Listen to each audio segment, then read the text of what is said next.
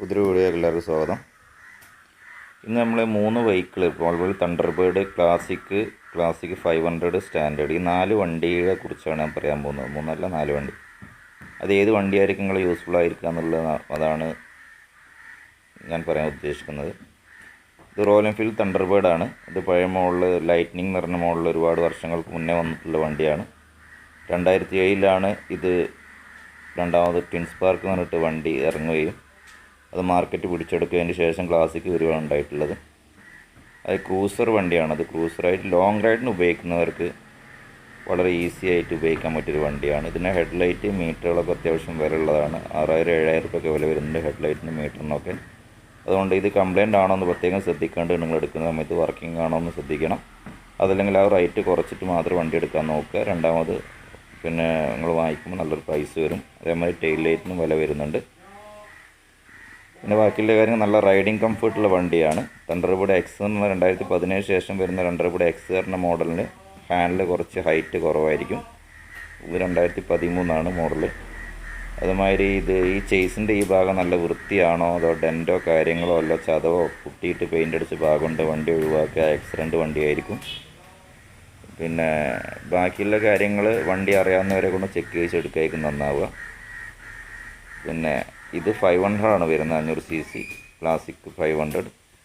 ആദ്യമായിട്ട് fuel injection എന്ന model ഇറങ്ങിയിട്ടുള്ള 500 cc അപ്പം നല്ല പവർഫുള്ളായിട്ടുള്ള വണ്ടി തന്നെയാണ്. 25 കിലോമീറ്റർ മൈലേജ് ഉണ്ടാവുള്ളൂ എന്നാണ് അതിൻ്റെ ഒരു മൈനസ്. അതുകൊണ്ടാണ് ആളുകൾ ഇതിൽ നിന്ന് വിട്ടുന്നത്. പെർഫോമൻസ് വൈസ് നോക്കുകയാണ്, ഒന്നും നോക്കാനില്ല, അടിപൊളി വണ്ടിയാണ്. അതുകൊണ്ട് തന്നെ 500 cc ഉപയോഗിക്കുന്നവർ ശ്രദ്ധിക്കാനുള്ളത്, നിങ്ങൾക്ക് പവർ വേണം, പെർഫോമൻസ് വേണം എന്നുള്ളവർക്ക് ഇപ്പോഴത്തെ മാർക്കറ്റ് വെച്ച് നോക്കുകയാണ്. അത് മാർക്കറ്റിൽ കുറച്ച് കുറവാണ് ഈ വണ്ടിക്ക്.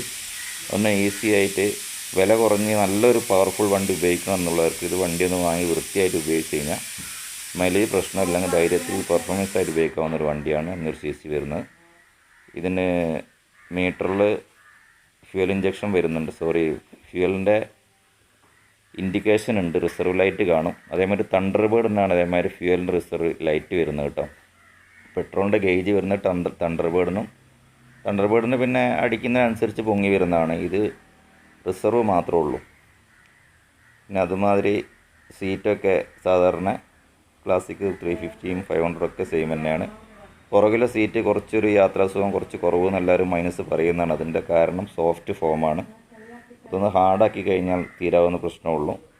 കാർബറേറ്ററാണ് 350-ക്ക് വരുന്നത്. അതുകൊണ്ട് തന്നെ മെയിൻ്റെനൻസ് വളരെ കുറവാണ് BS3 മോഡലിന്. അതായത് ഒരു മിനിമൽ കോസ്റ്റ് സർവീസ് ചെയ്ത് കൊണ്ടെടുക്കാവുന്ന ഒരു വണ്ടിയാണ് BS3 മോഡൽ. 2017 മുന്നേ ഉള്ള വണ്ടികൾ കേട്ടോ. നല്ല വൃത്തിയുള്ള വണ്ടിയാണ്. ഏറ്റവും കുറഞ്ഞ രീതിയിൽ സർവീസ് ചെയ്ത് കൊണ്ടെടുക്കാൻ പറ്റിയ വണ്ടിയാണ് BS3 മോഡൽ വരുന്നത്. അപ്പോൾ ഇപ്പോഴത്തെ വണ്ടികളെ ഈ ഒരു മാർക്കറ്റൊക്കെ വെച്ച് നോക്കുമ്പം ഒരു ചുരുങ്ങിയ ചിലവിൽ നല്ലൊരു ക്ലാസിക് എടുത്ത് ഉപയോഗിക്കുക നല്ലൊരു ബുദ്ധിപരമായ തീരുമാനമായിരിക്കുന്നതാണ് എനിക്ക് തോന്നുന്നത്. കാരണം സിംഗിൾ യൂസൊക്കെയാണ് വലിയൊരു കംപ്ലയിൻ്റ് ഒന്നും റോയൽ എൻഫീൽഡിന് വരുന്നില്ല. അത് മൾട്ടി യൂസ് വരുമ്പോൾ മാത്രമാണ് ഈ വണ്ടി കംപ്ലയിൻറ്റ് വരുന്നത്. ഇതിൻ്റെ മോട്ടറിന് 2500 രൂപയാണ് വരുന്നിട്ടുള്ളത് 350 cc. അതുപോലെ 500 cc മുകളിലേക്ക് പോകുന്ന സമയത്ത് ഡെൻസോൻ്റെ 9 kV മോട്ടർ ആയതുകൊണ്ട് തന്നെ 14,000 സംതിങ് റേറ്റ് വരുന്നുണ്ട്. അത് പ്രത്യേകം ശ്രദ്ധിക്കണം. 500 cc എടുക്കുന്ന സമയത്ത് സെൽഫിന് കംപ്ലയിൻ്റ് ഉണ്ടോ നോക്കണം. ഫ്യൂൽ ഇഞ്ചക്ഷൻ ലെവലിൽ എന്തെങ്കിലും മിസ്സിങ്ങോ കാര്യങ്ങളോ സ്റ്റാർട്ടിങ്ങിന് വരുന്നുണ്ടോ നോക്കുക. ആ മാൽഫാങ്ഷൻ ലൈറ്റ് കത്തി നിൽക്കുന്നുണ്ടോ നോക്കുക. അതായത് ആ ഒരു മീറ്ററിനുള്ളിലുള്ള ലൈറ്റ് ഉണ്ട്, ആ ലൈറ്റ് കത്തി നിൽക്കുന്നുണ്ടോ നോക്കുക. ഇതിനൊക്കെ ഒരു മീറ്റർ തന്നെയാണ് വരുന്നത്. പിന്നെ ആർക്കും എന്തെങ്കിലും വണ്ടി എടുക്കുന്ന ഇതുപോലെ സംശയം ഉണ്ടെങ്കിൽ, ആർക്കും എന്തെങ്കിലും അറിയണമെന്നുണ്ടെങ്കിൽ എൻ്റെ ഒരു വാട്സപ്പ് നമ്പർ, ഈ നമ്പറിലേക്ക് ഒന്ന് വാട്സപ്പ് ചെയ്താൽ മതി. ഞാൻ റിപ്ലൈ ചെയ്യുന്നതാണ്, സമയത്തിനനുസരിച്ച് റിപ്ലൈ ചെയ്യുന്നതാണ്. ഇപ്പോൾ തണ്ടർബേർഡ് ആയിരിക്കും ഞാൻ പറഞ്ഞ ലോങ് റൈഡ് ഉപയോഗിക്കുന്നവർക്ക്, സ്ഥിരമായിട്ട് ലോങ് ഉപയോഗിക്കുന്ന ഏറ്റവും യോജിക്കുന്ന വണ്ടി. നമുക്ക് യാതൊരു സ്ട്രെയിനും ഇല്ലാതെ ഒരു ബുദ്ധിമുട്ടില്ല ലോങ് റൈഡ് പോയി വരാൻ പറ്റിയൊരു വണ്ടിയാണ് തണ്ടർബേർഡ്. ക്ലാസിക് ഒരു ഷോർട്ട് റൈഡിൽ സ്പീഡിൽ പോകുന്ന ആൾക്കുള്ളൊരു വണ്ടിയാണ്. ഷോർട്ട് റൈഡ് എന്ന് ഉദ്ദേശിക്കുന്ന ഒരു മിനിമൽ യൂസ്. പിന്നെ സ്റ്റാൻഡേർഡ് എന്ന വണ്ടി ആ പഴയ ഒരു റോയൽ എൻഫീൽഡ് ബുള്ളറ്റ് എന്ന ആ ഒരു കൺസെപ്റ്റുള്ളൊരു വണ്ടി തന്നെയാണ്. അത് നിലനിർത്തിക്കൊണ്ട് വരുന്നുണ്ട്.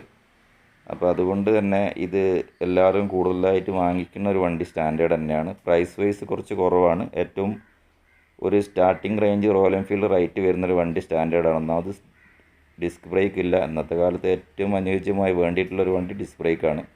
ബ്രേക്കിംഗ് ആണ് വണ്ടിക്ക് ഏറ്റവും കൂടുതൽ നമ്മൾ ശ്രദ്ധിക്കേണ്ട കാര്യം. പിന്നെ ഇതിന് ഡിസ്ക് ബ്രേക്ക് ഉണ്ട്, ഇത് BS4 ആണ്. പഴയ മോഡൽ ഡിസ്ക് ബ്രേക്ക് ഉണ്ടാവില്ല. അതൊരു മൈനസായിട്ട് എനിക്ക് പറയാനുണ്ട്. കാരണം ഡിസ്ക് ബ്രേക്ക് നമുക്ക് അനിവാര്യമായൊരു സംഗതിയാണ്, വണ്ടി പിടിച്ച് നിർത്താൻ കഴിയണം.